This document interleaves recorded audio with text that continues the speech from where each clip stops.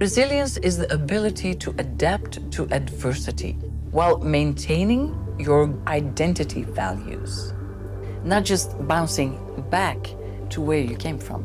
It's the difference between why is this happening to me versus why is this happening for me. I can't handle this versus I can't handle this yet.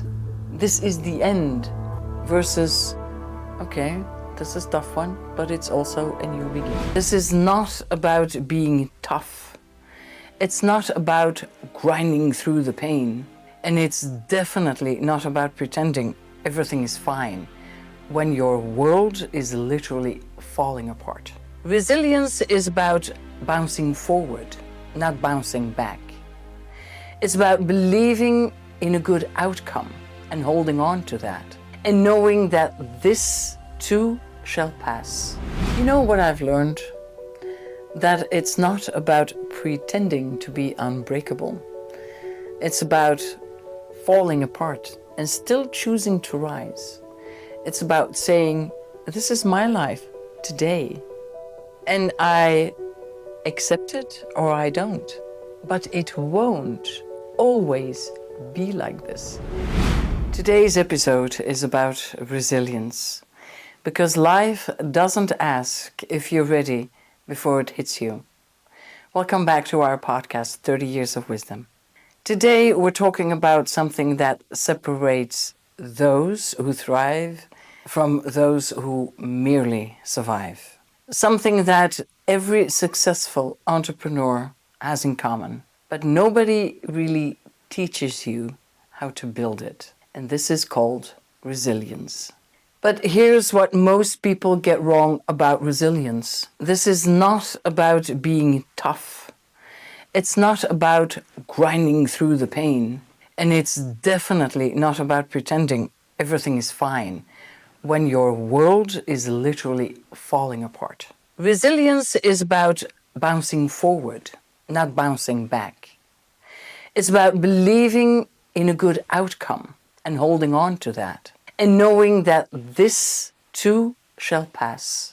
I want you to think about the biggest setback you've ever faced in the last few years. The one that knocked you down so hard you wondered if you'd ever get back up. Maybe it was losing a major client. Maybe it was a health issue. Maybe it was watching your business completely collapse. Now here's my question. Did that setback break you, or did it break you open? It's a word we often hear, but for me it's not theory. This is literally lived experience. My story began in November of 2022. I started to feel a sharp nagging pain on my left side, just above the groin. And at first it came and it went. But soon it grew worse, and I knew that something wasn't right. I asked a friend if she knew a good gastroenterologist, and she said, yeah, I know someone. So I made an appointment, and I explained everything, the pain, the location, and the urgency, because I could feel something was really off. And yet the doctor insisted, let's start by taking pictures of your stomach. I said repeatedly, with all due respect, but this is not about my stomach. These are my intestines. But instead of really standing up for myself, what I normally really do, I stayed seated and I just went along. And that was my biggest mistake, not following my intuition. For some reason, that day, I just couldn't muster the strength. And I gave in. And of course, the stomach exams showed nothing. But by then it was already mid-December, and the pain kept getting worse. And I said again, this is really getting urgent. Doctor, you need to do something here. Please help me. And he answered, well, it's very simple. It's the holidays. We will reschedule for January. So I waited. Christmas, New Year's.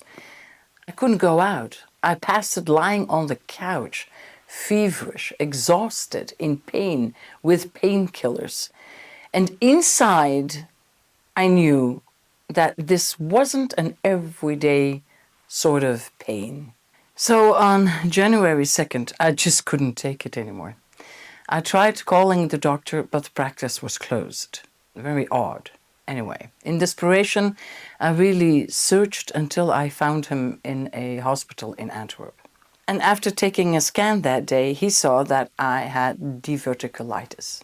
To be precise, diverticula are small bulges or pouches that form on the outside of the colon wall, and they push outwards. Well, it's not strange at all because almost all of us have that. It's just when one of those pouches gets inflamed or infected, that is when we call it diverticulitis. So I had to spend a few days in the hospital in Antwerp where I was given intravenous antibiotics for this diverticulitis. After a couple of days, I went back home, and instead of getting better, I really got a lot worse. And then a few weeks later, I went back for a checkup, and I said to the doctor, listen, this is really not looking good. Let's do another CT scan. So, in pain, bent over because I could barely walk, I dragged myself to the second floor of that hospital. And the woman at the desk told me, well, I'm very sorry to inform you that the first available appointments are in 2 or 3 weeks. So I told her, I'm just coming from the specialist, and he told me that this CT scan should be done today or latest tomorrow. And instead of going back to the doctor, I walked back to my car and I just went home. When I got home, I lay down on the couch with a blanket and my dogs besides me, feeling very helpless. That evening, a very close friend of mine came to walk my dogs because I couldn't do that anymore. And when she returned of that dog walk and she looked at me, she said, Jacky, you look really terrible. You have to do something here because otherwise I'm gonna drag you into my car and drive you to the ER myself. Later that evening, I called my ex-partner. He came over. He's a pharmacist, and the moment he saw me, he said, oh, this is not okay. I could feel it too, I was literally watching and feeling my life slip away in front of me. He packed a bag for me, took my dogs, and brought me to his home. The next morning, he called his GP, who checked my medical file. In Belgium, doctors can access your full medical history if you give them the permission. He looked at my file and immediately he said, this is really looking bad. You need to go to the university hospital in Leuven and you need to go right now. So he wrote a referral letter and off we went. For those who don't know, Leuven's University Hospital is one of the best in Belgium and even internationally. People come from all over the world for very complex surgeries. So at the ER, after a couple of examinations and again a new scan, they told me that I had advanced diverticulitis and the beginning of a bowel perforation. And the only thing that at that time saved me was an abscess that had covered around the perforation. So that abscess sealed it off around it, actually preventing me from dying of this deadly infection. If that hadn't have happened, I wouldn't be here today. So I thank the universe for that. However, they couldn't operate me immediately. If the abscess would burst during surgery, they might not able to save me. So I stayed in the hospital for 2.5 weeks on intravenous antibiotics. Whatever medicine you take, it always comes with side effects. My body really started to fall apart. I was losing weight. My skin was peeling off under my nails. Rashes started to appear across my body. And after 2.5 weeks, they said, well, okay, now we don't have any choice anymore. We need to operate. But we need to give you a temporary stoma. Now, when they give you news like that, lying there alone, hearing this, digesting it, that was pretty devastating. Surgery wasn't just about cutting into my body, but it meant waking up with a stoma bag attached to my belly. Not to mention the scars by my stomach and the wounds that it would take months to heal. The pain I went through was indescribable. Even now, when I'm thinking about it, my eyes still fill with tears. In total, I spent 4 weeks in that hospital. And then 1.5 years I had to live with the stoma before they could finally do the reversal surgery. You know, each surgery left scars, and it's not only on the body, but also on my soul, on my spirit.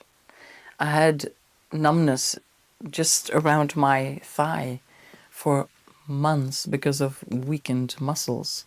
And you know what the hard part was? When they tell you in the hospital that actually none of this had to happen. If the first doctor had taken this serious early on, they could have just operated right away. They could have removed a very small piece of the colon, put it back together, a short recovery, and I would have been back home in days and running around. And during all this time, my business started to collapse. First there was COVID, then there was the energy crisis, and I was really getting back on my feet. But then when my health hit me, at one point I thought, I don't think I'm ever going to recover from this. So resilience isn't a buzzword. It's what you're forced to find when your body breaks down, when you're stripped of your work, when pain becomes a daily companion. Resilience is choosing to keep on going even when everything inside of you wants to give up. And yet, I'm still here. I'm still standing.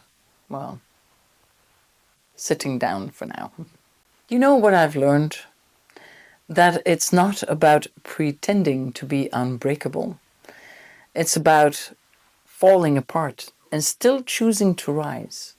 It's about saying, this is my life today, and I accept it or I don't. But it won't always be like this. And this is actually believing in the process, believing in yourself, believing in your ability to heal inside and out. And a big one, I didn't do this alone. My friends became my complete family. They drove me to the hospitals, cared for my dogs, cooked meals, made phone calls, sat with me, listened, encouraged me, and reminded me who I am beyond my illness. And here is where you truly find who your friends are. And that's the truth about resilience. We rise because there are others that lift us up.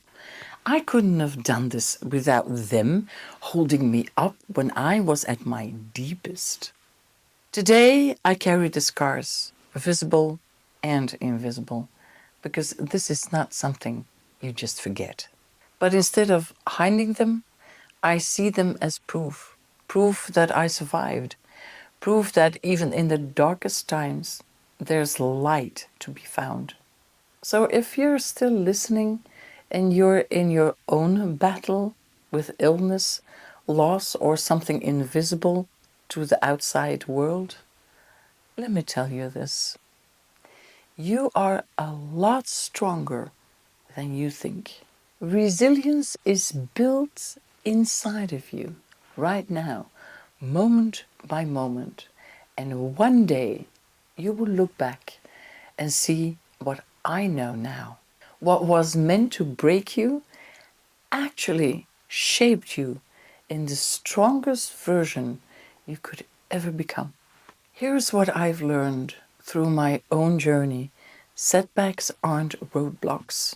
They're detours that often lead you exactly where you need to be. The question isn't whether life will test you, because it will. The question is, when it does, will you use that test to become stronger, wiser, and more unbreakable than before? Let's start here with some myths that is not true about resilience, because most people have it completely wrong. Myth 1: resilient people don't feel pain. Bullshit. Resilient people feel everything. They feel the disappointment, the fear, the anger. I had a lot of anger inside of me, the uncertainty. The difference is they don't let those feelings make their decisions for them. They feel it, they process it, and then they ask, okay, what now?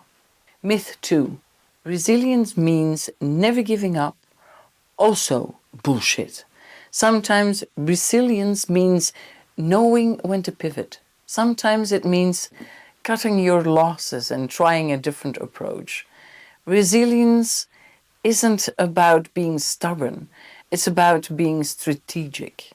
Resilience also means waking up in the morning and just falling apart and crying for 2 hours because you don't see that light anymore, or that light at the end of the tunnel is so small and dim you think you're never going to make it. But you get back up. Myth 3: you're either born resilient or you're not. That's the biggest lie of all. Resilience is a skill, it's a muscle. And like any muscle, the more you use it, the stronger it gets. Resilience is the ability to adapt to adversity while maintaining your identity values, not just bouncing back to where you came from. It's a difference between why is this happening to me versus why is this happening for me. I can't handle this versus I can't handle this yet.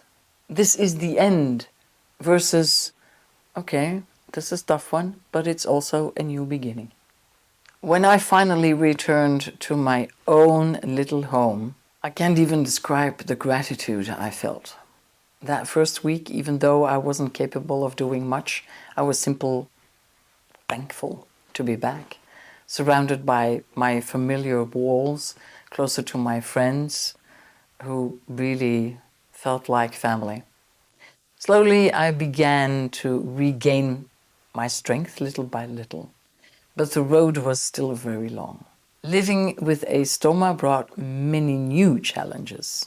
I was quite allergic to the adhesive on the stoma plate, which caused large, painful, open wounds on my skin. They had to be treated constantly, and I often had to return to the hospital in Leuven for care. Over time, I became so skilled in managing that sometimes all it took was sending a couple of pictures to the stoma team in the hospital. And they would guide me remotely. Do this, try that. I learned to listen to my body in ways I'd never had before. And here I have to pause for a second and say a huge thank you to the stoma team in Leuven. Not every hospital has a stoma team, but they do. And their expertise, kindness, and compassion were beyond words. They carried me through really some very dark days, both with professionalism and humanity. So a shout out for the stoma team in Leuven because they're absolutely amazing. Being back home also made me realize something. I couldn't just survive this. I had to pick myself up again. And I had to stand tall, take care of myself, and find a way somehow to rebuild my business and push myself forward. Because life doesn't wait. It's not about avoiding storms, because the storms will be there. It's how you learn to dance in it. How you learn when the storm hits to put up your sail and go faster. Whatever you do, you just can't hide from it. So you better go through it. Here's what neuroscience say about resilience. Here's what's happening in your brain when you're in that phase of adversity.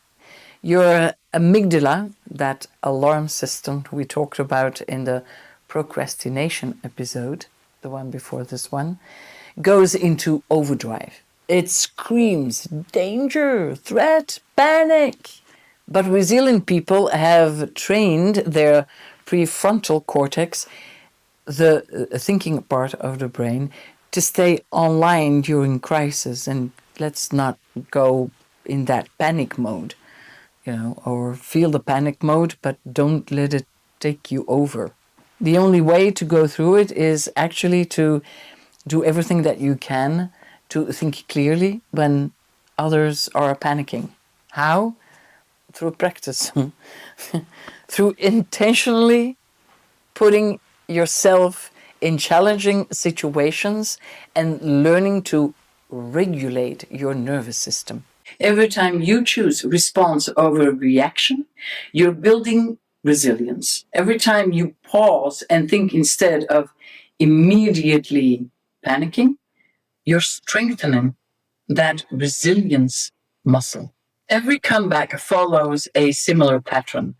Understanding this pattern helps you navigate your own setbacks more effectively. Stage one is the impact. Something hits you hard. Your first reaction is shock, denial, maybe even numbness. This is normal. Your brain is protecting you from the full weight of what's happening. Stage two, this is the spiraling. Then reality sets in. The anger, the fear, the why me questions. This is where most people get stuck. They start spiraling, and the spiral becomes their identity. But resilient people, they let themselves feel it fully, go through it fully, but they don't set up camp there. They choose not to stay there, living in the tent. Stage three, the choice point. This is a moment that everything changes. You realize you have a choice. You can't control what happened to you, but you can control what happens next. This is where resilience is born. In that moment, when you decide that your setback will become your setup, in that moment is when you decide that your setback will become your setup. Stage four, the rebuild. This is where you start taking action again. Small actions at first, getting out of bed, making a phone call, preparing yourself a meal, taking a step forward. You're not trying to get back to where you came from. You're building something new, something stronger, something that incorporates the wisdom you've gained. Stage five, the integration. This is where the magic happens. You don't just recover, you emerge stronger than before. You've integrated the lessons. You've built new capabilities. You've discovered strength you didn't know you had. And then we have the compound effect. The compound effect of setbacks. Here is something very counterintuitive.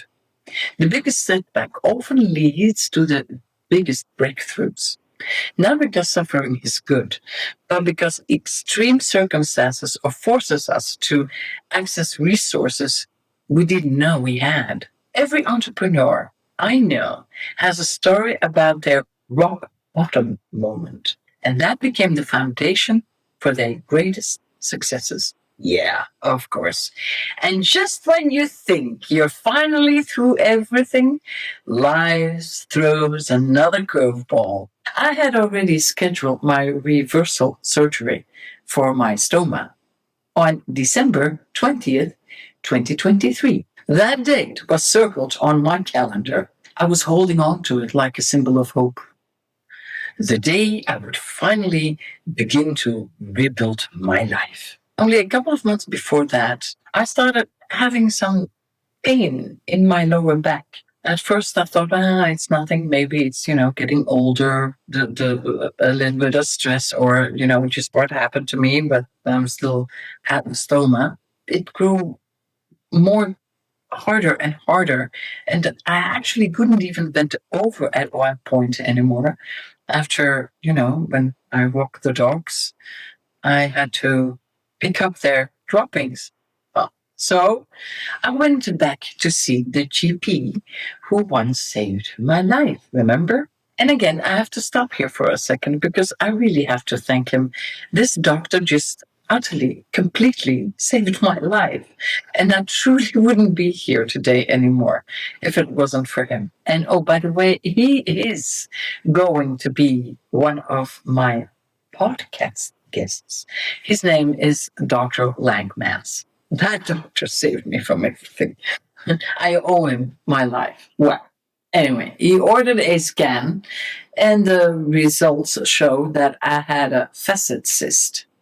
It's a fluid filled sac pressuring on the nerves in the spine. And here's the twist: this had to be operated immediately before the reversal operation of the stoma, which meant that on December 20th, the date I was scheduled to have the liberation from the stoma, instead I went into surgery for my back on the same date. Incredible, isn't it? But actually, with that setback, I wasn't happy. I was heartbroken.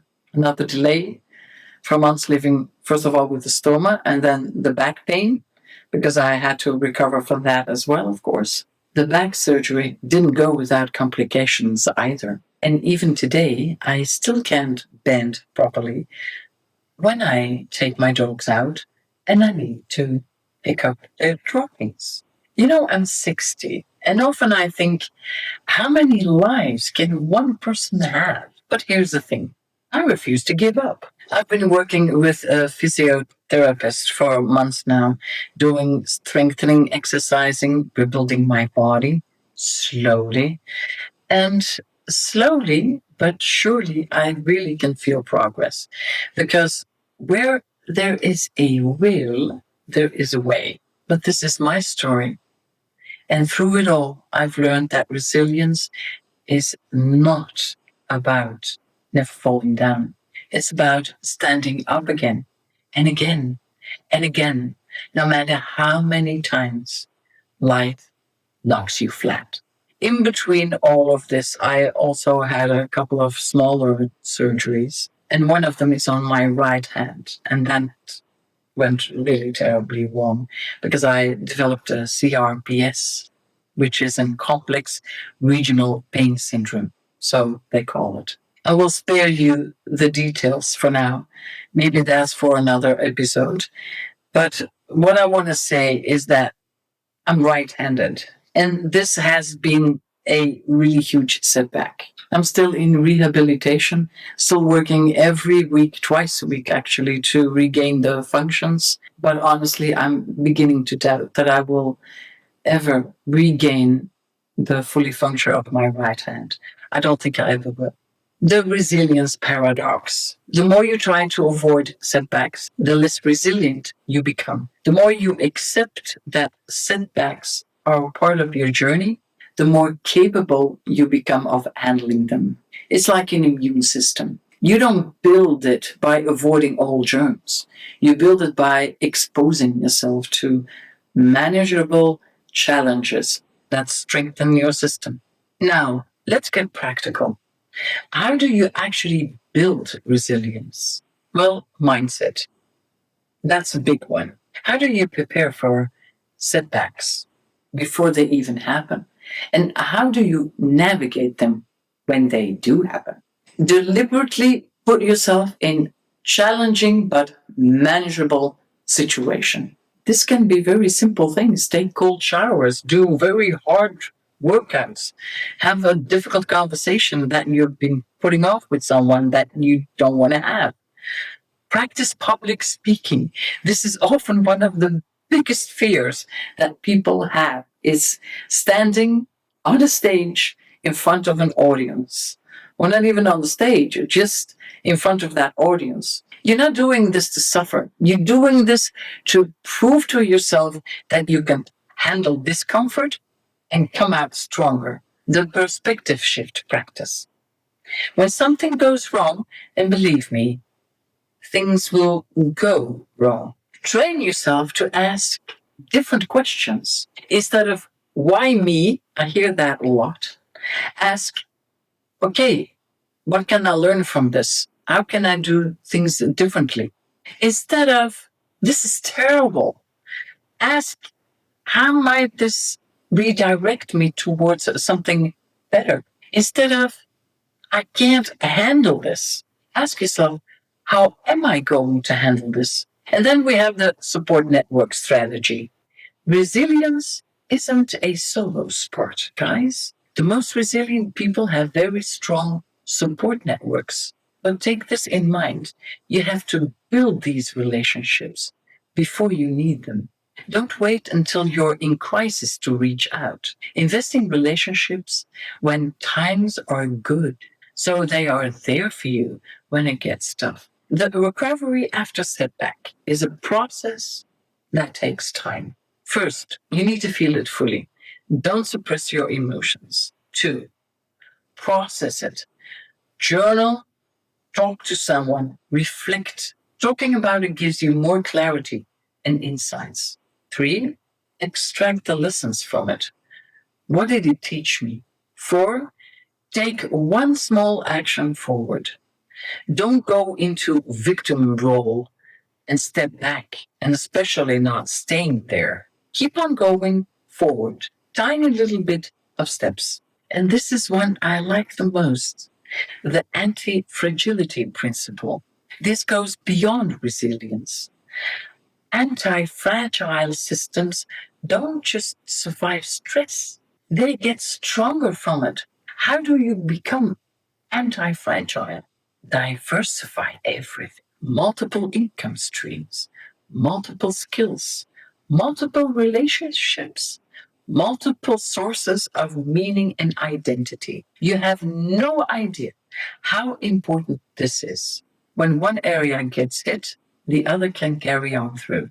And then we have the mental rehearsal technique. Regularly imagine yourself handling various setbacks successfully, of course, not to attract them, but to prepare your mind how you will respond and respond in different ways so you get to know yourself better. Athletes do this all the time. They visualize not just success, but how they will handle mistakes and pressure. Entrepreneurs do the same thing. We are living through unprecedented times. AI is reshaping industries, global conflicts are creating uncertainty, economic systems are disrupted. But here's what I've realized: uncertainty isn't the enemy, resistance to uncertainty is the enemy. The business that survives and thrives aren't the biggest or the strongest, they're the most adaptable ones. Look at the pandemic. The companies that quickly pivoted, that embraced change instead of fighting it, they came out ahead. The same is true for individuals.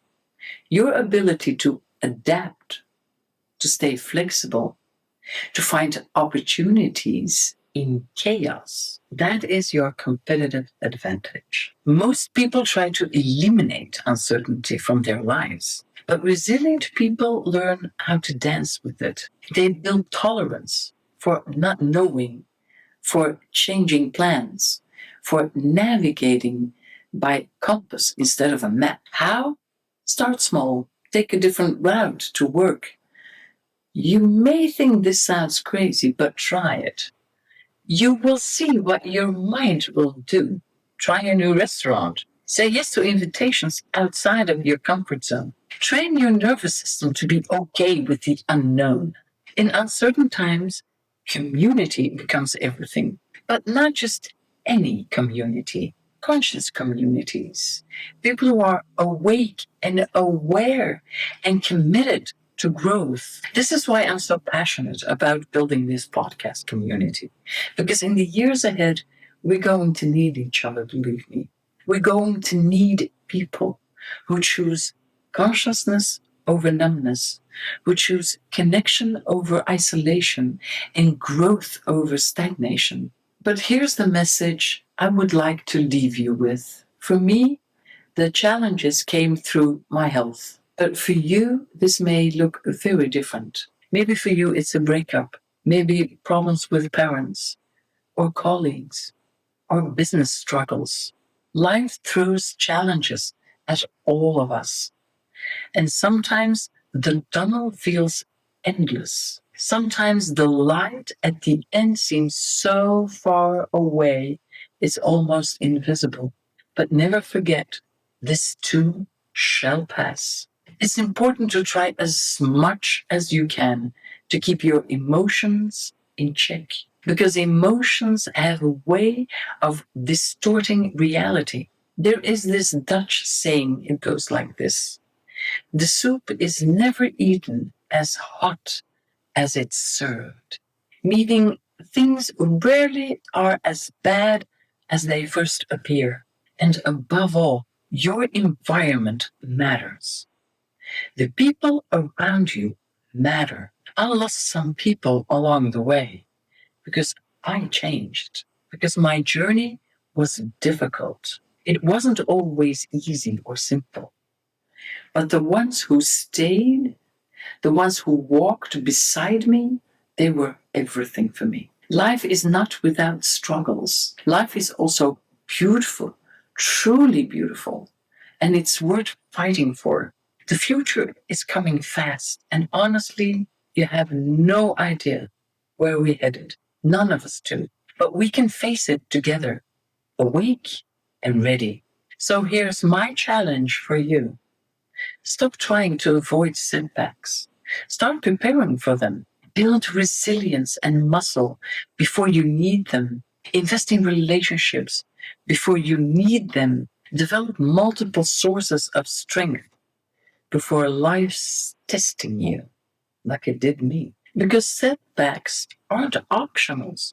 And believe me, you will have setbacks because they are inevitable. But how you respond to them, that is entirely up to you.